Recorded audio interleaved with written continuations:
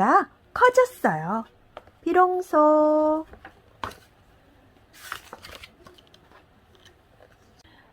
위층 가족이 전에 살던 집은 정말 좁았어요. 아이들이 조금만 움직여도 식탁이나 의자나 옥장에 부딪히기 일쑤였죠. 그래서 위층 가족은 더 큰 집으로 이사하기로 했죠. 아이들은 이사하기 전에 집을 먼저 보고 싶다고 엄마 아빠를 쫄랐어요. 결국 온 가족이 집 구경을 떠났어요. 시골에 있는 새 집은 3층 집이죠. 그 집은 생각했던 것보다 훨씬 더 멋있었어요. 방 5 모두 굉장히 넓고 환했답니다. 남쪽으로 베란다도 있었어요.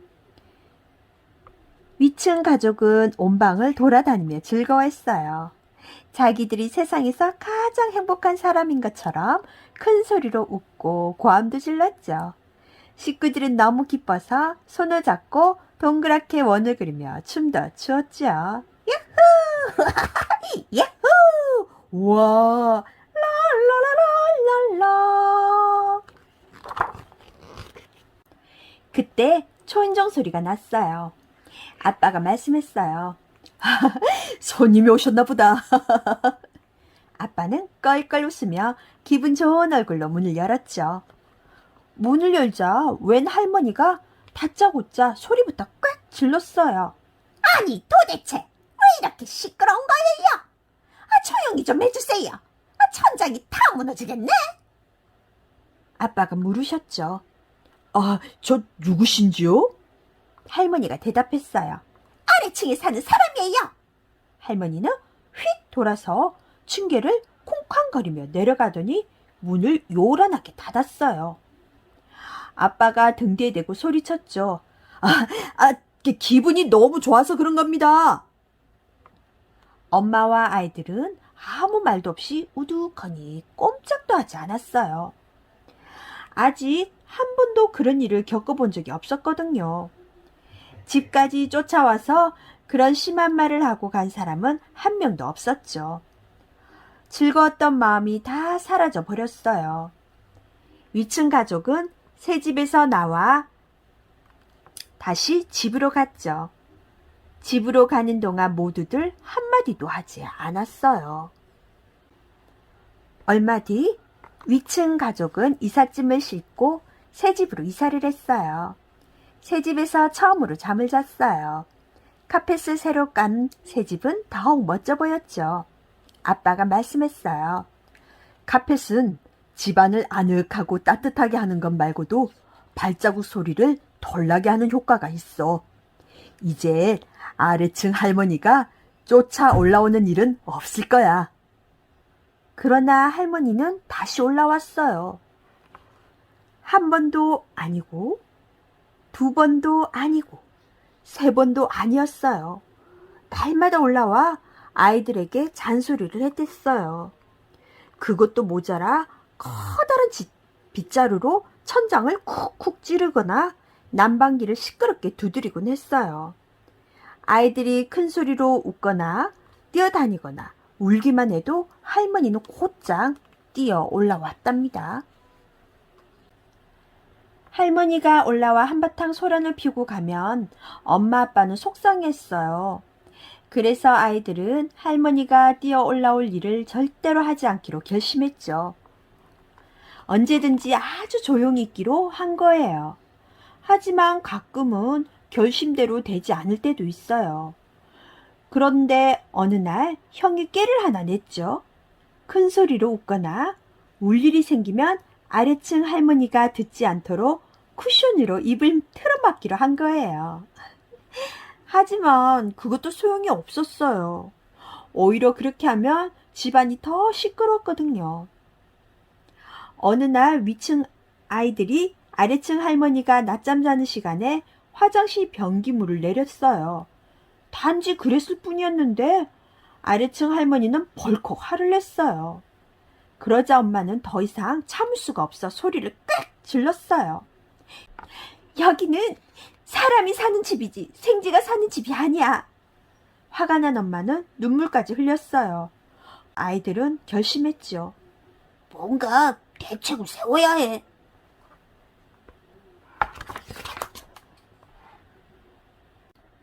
이튿날 엄마 아빠가 시장에서 돌아와 보니 위층 아이들이 집안을 네 발로 엉금엉금 기어다니고 있었어요. 아이들이 귓속말로 작게 속삭였죠. 오늘부턴 우린 생쥐들이야. 아빠가 아이들을 타일렀어요. 그만해라. 어서 일어나. 하지만 아이들은 아빠 말을 들으려고 하지도 않았어요. 아이들은 식탁 밑으로 들어가 아무 소리도 안 내고 가만히 있었죠. 저녁 먹을 시간이 되자 엄마가 아이들을 불렀어요. 그때서야 아이들이 살짝 기어나와 의자 위에 앉았어요. 아이들은 밥도 아주 조금만 먹었어요. 그리곤 서로 귓속말로 했죠. 생쥐들은 원래 조금만 먹는 거야. 날마다 그렇게 지냈어요. 아이들은 음식도 먹지 않고 놀지도 않았어요. 집안을 살금살금 기어다니다가 카페 뒤에 가만히 누워있거나 풀 죽은 얼굴로 구석에 쪼그리고 앉아 있었죠. 엄마는 아이들을 볼 때마다 말했어요. 너희들은 어린이야. 힘차게 뛰어다녀야지. 하지만 아이들은 그걸 용기가 나지가 않았어요. 혹시 그러다가 너무 시끄럽게 하지 않을까 걱정이 됐거든요. 그래서 그냥 손가락만 움직이며 놀았어요. 가끔 용기를 내서 발을 놀릴 때도 있었어요. 그때는 벌러덩 드러누워서 허공을 대고 발차기를 하면서 놀았죠. 아래층 할머니는 도무지 영문을 알 수 없었어요. 아무리 들어봐도 아이들 발소리가 들리지 않았거든요. 아이들이 웃고 떠드는 소리도 안 들렸고 울음소리도 안 들렸어요. 아무리 귀를 쫑긋 세우고 들으려고 해도 들리지 않았어요. 먼저 할머니는 병원에 가서 귀를 진찰해 보았어요. 하지만 모든 게 정상이었죠. 진찰 결과는 좋게 나왔지만 할머니는 날마다 이 생각 저 생각에 골치가 아팠어요. 왜? 아무 소리도 들리지 않을까? 2층에 도대체 무슨 일이 일어난 걸까? 아래층 할머니는 궁금해서 견딜 수가 없었어요. 천장에 가까이 귀를 대기 위해 의자를 놓고 그 위에 올라가 보기도 했죠. 하지만 아무리 귀를 쫑긋 세워도 아이들 소리는 하나도 들을 수가 없었어요. 할머니는 혼잣말로 중얼거렸죠. 정말 믿을 수가 없어. 할머니는 의자를 내려놓고 다시 쌓아놓고 소리를 들을 수 있을 거라 생각했죠. 넘어지면 크게 다칠 텐데 의자 위에 조그만한 탁자를 얹어놓고 그 위를 올라갔죠. 할머니는 높이 올라가서 천장에 귀를 바짝 갖다 댄 채 숨소리도 죽이고 무슨 소리가 안 들리나 열심히 귀를 기울였어요. 그렇지만 할머니는 아무 소리도 들을 수 없었지요. 아래층 할머니가 날마다 천장만 바라보지 말고 거울도 좀 봤더라면 몸에 무슨 이상이 생겼는지 금방 알아차렸을 거예요. 글쎄, 할머니 귀가 날마다 커졌던 거예요. 점점 커지더니 며칠 지나자 접시만큼이나 커졌어요. 아래층 할머니가 시장에 나가자 사람들이 눈을 동그랗게 뜨고 쳐다보며 서로 수군거렸죠. 아이들은 할머니의 귀를 따라다니며 물었죠. 할머니 귀가 왜 그렇게 커요? 아래층 할머니는 쇼윈도에 얼굴을 비춰보고 깜짝 놀랐어요. 아니, 내 귀가 왜 이렇게 커진 거야? 할머니는 얼른 스카프로 귀를 가리고 곧장 집으로 갔어요. 집에 도착한 할머니는 오랫동안 거울을 봤죠. 이제는 잘 들리겠지? 이제 한번 들어볼까? 할머니는 계속 열심히 귀를 기울였어요. 하지만 위층은 쥐 죽은 듯 조용했어요. 할머니는 실망을 하고 지친 채 침대에 누웠죠. 할머니는 혼잣말로 중얼거렸어요. 분명 내일은 틀림없이 틀릴 거야. 그렇지만 그 다음 날에도 아래층 할머니는 아무것도 들을 수가 없었어요.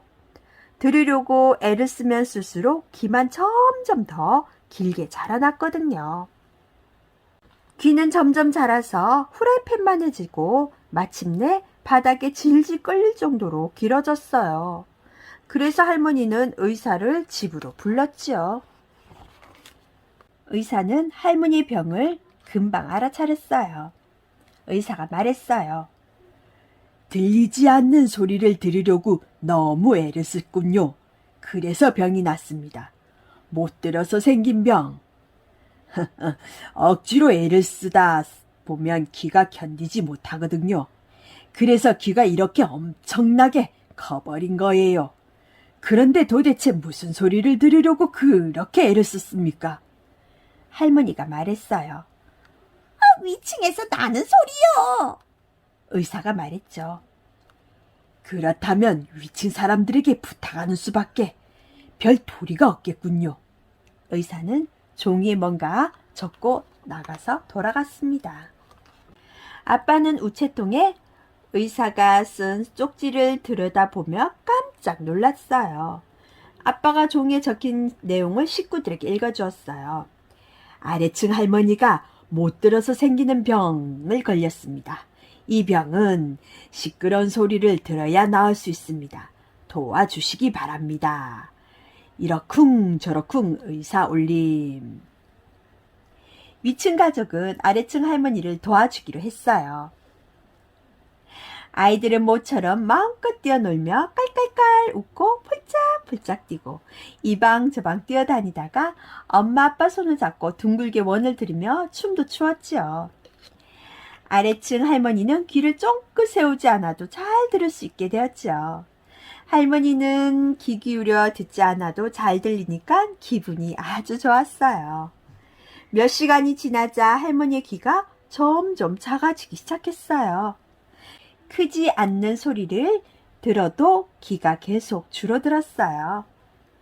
귀가 정상으로 돌아오자 아래층 할머니는 오랜만에 용기를 내서 집 밖으로 나와봤어요. 복도에서 위층 아이들을 만났죠. 위층 아이들은 동시에 인사했어요. 할머니, 안녕하세요. 할머니도 반갑게 인사했어요. 그래, 얘들아, 안녕. 끝.